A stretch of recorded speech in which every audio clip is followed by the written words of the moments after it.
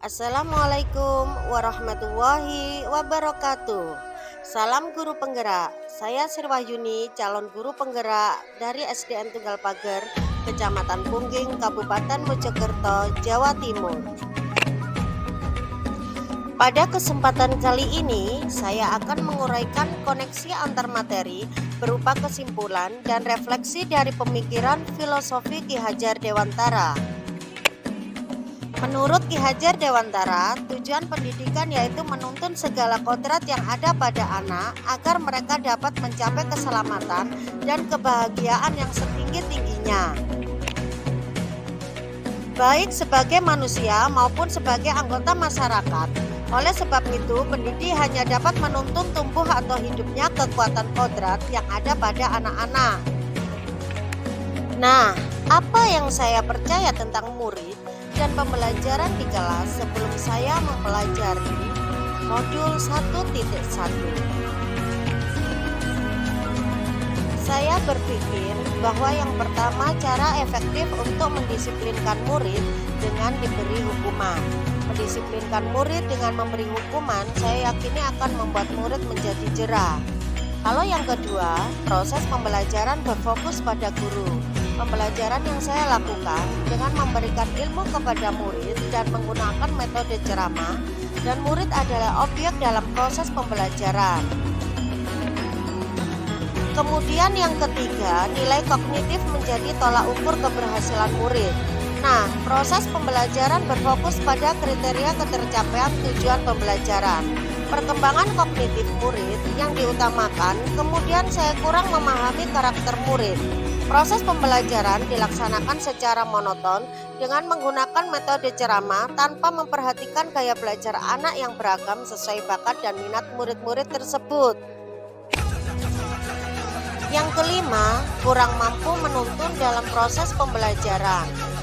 Kurang mampu menuntun dan menemukan potensi minat dan bakat murid sesuai dengan kodrat alam dan kodrat zaman.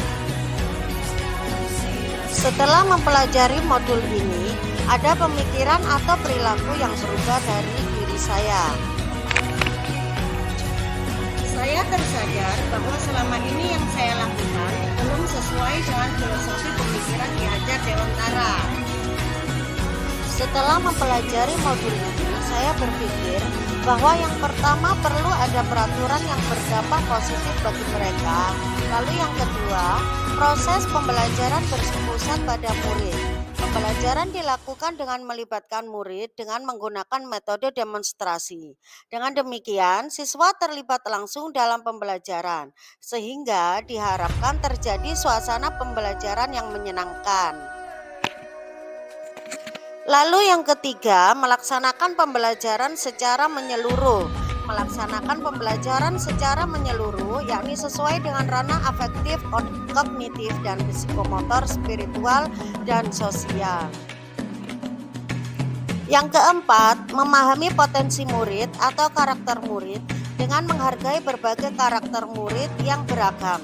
Di antaranya yaitu gaya belajar, minat, dan bakatnya, serta memberikan kebebasan kepada siswa dalam menyelesaikan tugas sesuai dengan kreativitasnya. Yang kelima, menuntun murid sesuai dengan kodratnya. Menuntun dalam mengembangkan potensi minat dan bakat murid disesuaikan dengan kekuatan kodrat alam dan kodrat zaman dalam kehidupannya. Apa hal yang terbaik yang bisa saya terapkan di kelas agar mencerminkan pemikiran Ki Hajar Dewantara? Yang akan saya lakukan, yang pertama, membuat kesepakatan kelas adalah cara untuk menciptakan lingkungan belajar yang positif bagi murid. Selain mampu memberikan struktur perilaku di kelas, juga membantu membina hubungan positif antara siswa, guru, dan orang tua. Yang kedua, menerapkan pembelajaran yang berpusat pada murid. Dengan melibatkan murid sudah aktif dalam pembelajaran, maka akan terjalin kolaborasi dan tercipta suasana belajar yang menyenangkan. Yang ketiga, menuntun murid sesuai kodratnya. Menuntun dalam mengembangkan potensi minat dan bakat murid disesuaikan dengan kodrat alam dan kodrat zaman dalam kehidupannya.